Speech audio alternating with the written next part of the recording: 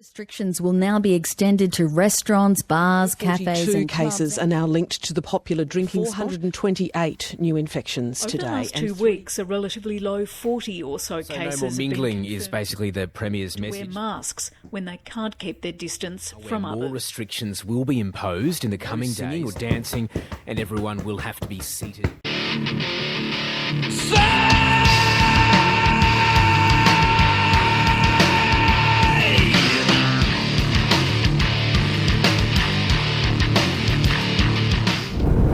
Well, hello adventurers! Look at this glorious weather, but Victoria's back in shutdown, back in lockdown. We're not allowed to be out riding. I mean, I'm commuting to a job, so obviously that's allowed, but generally, see, stay home, stay safe. Feeling sick, get tested. Yeah, you know, wow, what a year. But anyway, I was going to talk about these new gloves. I got a bit of footage I'll record at home. Check these out. The logo is written on the outside, which is obviously for people standing on the side of the road to go, oh, that was a Komine jacket. Well, they should print it here. Everyone's got a camera these days and they're all putting it on YouTube. That's where your advertising comes from, right here. This one you can see, I don't know if you can see that, it says Komine, but it's written in black on black. So these are my new gloves. Yes, talk about them. Hey guys, so I've been loving these Komine gloves that I've had for a while. They're thin, like summer riding gloves. They give me incredible feel on the levers. They're really comfortable and they're CE approved. Got the CE sort of hard rubber knuckles and everything, and I really like them. However, it's winter at the moment, and of course I've got heated grip, so I go, oh yeah, my hands will be fine. And of course the palms are fine. I've been stuffing those heated pads down the back, which gives me a little hot strip here, but my everything else gets, you know, the tops of my fingers get freezing. And so Scott from Zaki, they're the Australian importer of Komine gear, and he messages me and he says, your hands look cold, I think you should come down and get a set of winter gloves. So I'm like, okay, no worries. You know, I really like these gloves, but yes, my hands get cold. Maybe I should look at winter gloves, you know, especially for the longer ride or the commutes or whatever, when you're not in the technical stuff, right? So he shows me these gloves. These are the Komine, have they got a name? They got a model number, GK812. So I'll show you the features of these in a minute, which I think are great. So this is, you know, the old riding glove, the old winter glove that I had, which is your really stock standard, quite thick padding. This is, you know, not by far the thickest padding, but you know, this one's actually hasn't been bad. And so, you know, you've got your glove on and you're riding along, and yes, you know, obviously it's warmer, you haven't got as good a feel, but when the rain hits your jacket and then it runs into your gloves and you end up with wet wrists, right? Even if you cinch these things tight, it doesn't matter. Water just runs down the jacket. Of course, you can also, you know, get your jacket and put it over the top, right?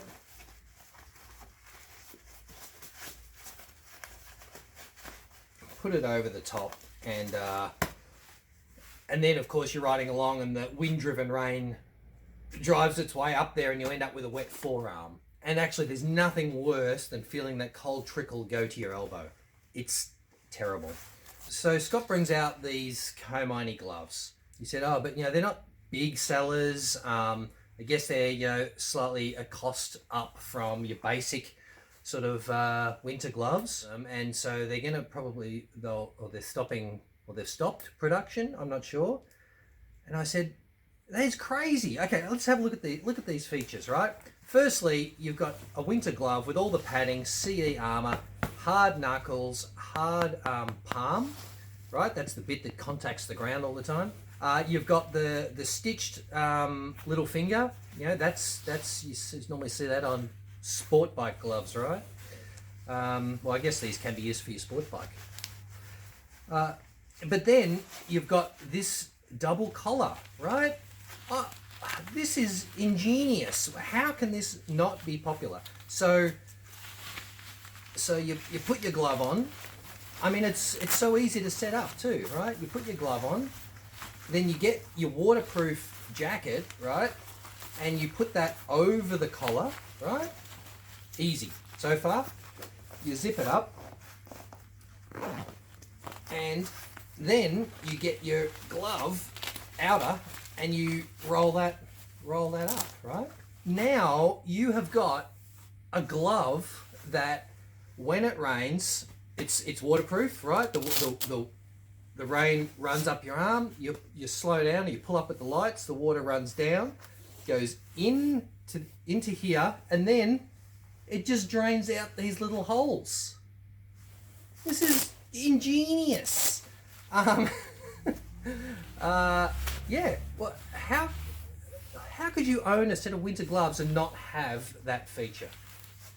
Easy to put on, completely waterproof. But yeah, they're really comfortable. Yeah, like I said, they've got all the bits, all the straps. Do them up. They're really nice. I said, I'll have a set of those, thanks. So yeah, if those sort of features interest you, and this was an Australian sort of $160 something glove, I think. Yeah, if you like those features, I don't know, give him a call quick because he only had a couple of pairs left.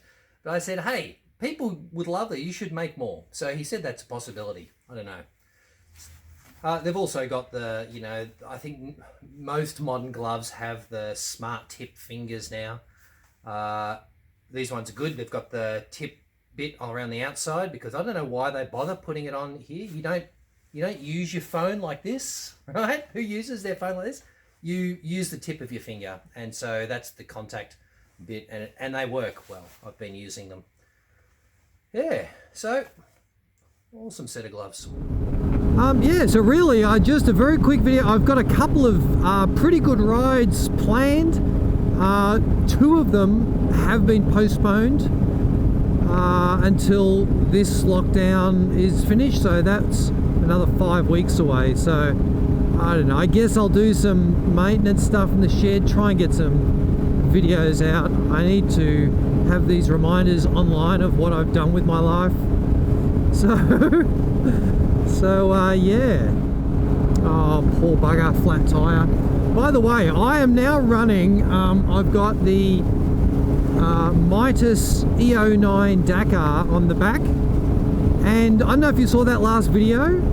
I did that entire ride, like hundreds of kilometers, at 0 PSI. I had a leak in the tire and it was going flat, and this tire is so stiff. Hang on, this is the wrong way. So stiff in the sidewalls at 0 PSI. By the way, it wasn't leaking through the rubber, it was leaking through the valve that I just changed over, and obviously I did something wrong. So it was leaking straight out of the valve. And so that whole ride, I'm like, oh, it's a bit squishy on the freeway. And I pulled up the servo, 0 PSI. This tire is awesome. Never fear of having a flat with a EO9 Dakar. They are robust. However, it does make them a little bit difficult to spoon on and off the rim. But anyway, man, pretty awesome. Don't quite get the life of like the Tractionators that I have been running. But as far as robustness, they're the bee's knees. So yeah, check out how stiff the sidewalls are on this thing. So this is 40 PSI, right? So can you see that? 40 PSI, 38 maybe, 39. Okay, I'll get this back to 0, right? By just taking the valve core out.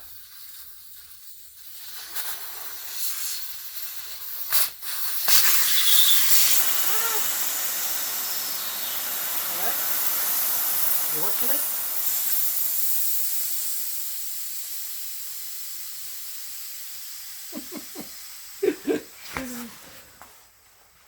So there you go. That's 0 PSI. Look. How good is that? It's not so good for spooning, but I spoon this on with just my short levers, right? 230 mil, I think they are. So yeah, so there you go, 0. There you go. There you go, 40 psi. Back to my commuting pressure. Yeah, I was just amazed how well they rode at 0 psi. And actually the main reason I got it is it's the cheapest tyre around at the moment, because all the tyres just jumped up in price a lot locally, and I was, yeah, you know, I'm trying to be on a budget because who knows what's happening with society at the moment. I need to keep some sort of money up my sleeve. So besides washing my bike over and over and over, you know, what is there else to do when you can't go riding? I mean, I guess there's heaps of YouTubers that are still able to ride. So in Australia here, it's only Victoria's locked down at the moment. I think New South Wales is probably not far off it. Queensland still seems to be good. And we have a couple of other Aussie channels that seem to be getting out without too much of a problem. One that I've been enjoying actually for quite a while is the MVDBR couple, Nat and Josh, the Mary Valley dirt bike riders, right? They're up in Queensland. They've been getting out a lot. They just bought themselves a T7 and some KTM 390 adventure, is it? And it's quite entertaining to see some dirt bike riders get out on big bikes and try and put them through the same sort of stuff, which surprisingly they're doing exceptionally well. So there's a good channel for you to watch. There's another couple that I was meant to meet up with in December, was it? Yeah, it was December. Over Christmas, I was organised to meet up with them and go for a ride. That's Riding on Eggshells is their channel. And on their way down here, there was bushfires everywhere, and they couldn't make it or not far into Victoria, and had to turn around and go back. And then, of course, COVID, borders are closed. Like, holy crap! So that's been a bust. But I'll catch up with them one day. You know, they're not that far away. Up in Sydney, I've got some friends to visit in Sydney one day anyway. I might even head up that way. Yeah. And there's Tori Moto out west Victoria, out in the country. She's an absolute gun on that 690. I don't know. Maybe her footage is sped up. I don't know. It's impressive riding. But anyway, good on you, Tori. And of course, every motorcyclist's hero, Jake the Garden Snake. And if you thought he's just this kid over there in America that does wheelies, no. I went riding with him in Thailand for a couple of weeks, and I think we got to know each other pretty well, and I've stayed in contact with him since. He's a good egg, I tell you. So yeah, Jake the Garden Snake. If you just thought he was a kid doing wheelies, no, he does lots of stuff around his workshop, and he's doing an amazing bike build right now. So check it out before it's finished. Yeah, so that's about it. Just thought I wanted to throw those out there because I've been meaning to do some for a long time, and I never get around to it. I always get home and go, oh, I was going to talk about those guys, and I didn't. So anyway, what else am I going to do now that I'm sitting around home? So anyway, stay safe, and I don't know, I think I've got a little bit more footage of something. I think I said something on the road. Check it out. Oh, and don't forget to like and subscribe. What's the like thing? Just subscribe, okay? Get your friends to subscribe. So in other news, if you know someone that wants a well-used 1190 completely set up for adventures to anywhere or commuting, steer them my way. I've got a bike here. How many Ks on the odometer? 24,500 on the clock. It is the second motor, but I mean, it's a 2015 motor. 2015, everything on this bike except for the frame. So yeah, if you know someone that's interested, let me know. I really have this craving to start a project bike, and I've got a few ideas, and this is not like a build series thing, you know. Go to the people that don't know what they're doing, or if you want to go to someone that does know what they're doing, go watch Jake the Garden Snake. He's my hero. And he's got a very entertaining bike build at the moment, but you know, most of them don't know what they're talking about, and it might be entertaining to watch, but I don't find it entertaining. So anyway, I'm not doing any build series. What? This guy doesn't know where he's going.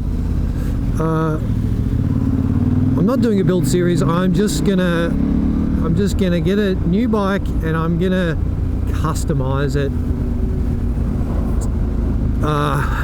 Yeah, because after, you know, I've now done this sort of adventure riding thing for about 10 years, a little bit less, 8 years or so. I mean, I've been riding for 30 years, right? But I've been doing the adventure thing for 8 years or so, and I really know now what I need in a bike, and I would like to customize a bike to suit those needs, their personal needs, and I think that will be a lot of fun, and then we'll go out and test the thing. So yeah, anyway, that's my plan over the next 12 months or so. That guy probably wondering what I was waving at. Over the next 12 months or so. So yeah, I need to move this bike on, because I'm not like, you know, some of these other YouTubers. Like, you know, I was watching a Motornosity video the other day. Oh, I'm gonna sell, you know, 5 of my 8 bikes or whatever. I'm like, Jesus, this is, wow, I don't know. Like, yeah, you can tell the guys who don't have families, kids, and a life. Not saying, Motornosity, that you haven't got a life. I mean, your life is dedicated, you know. I spread myself thin, so I don't just go, oh, I'm a bike man, and so I've got 10 bikes. Doesn't really interest me in doing that. And I don't know, just completely impractical for my situation. But anyway, enough rambling. If you know someone, I'm going to polish this thing up, get it all, you know, spick and span, and then probably advertise it. So how much? You're going to say, oh, how much? Well, I'm going to say, looking in the paper, most of these bikes are around the 12 to 15 mark, and also I would sell this for 10, and I would sell this for 12 if you want everything on it. I'll leave the racks, the bags, tank bag, you know, electrical bits of doohickeys. There's a spare engine which you're free to get back up and running if you like. I mean, it still runs. It just needs some new valves or new shims. Yeah, everything. The only thing you can't have out of my spare bike parts is the suspension, the forks off the other bike. I may be reusing those. Yeah, so let me know. And on that bombshell, catch you later.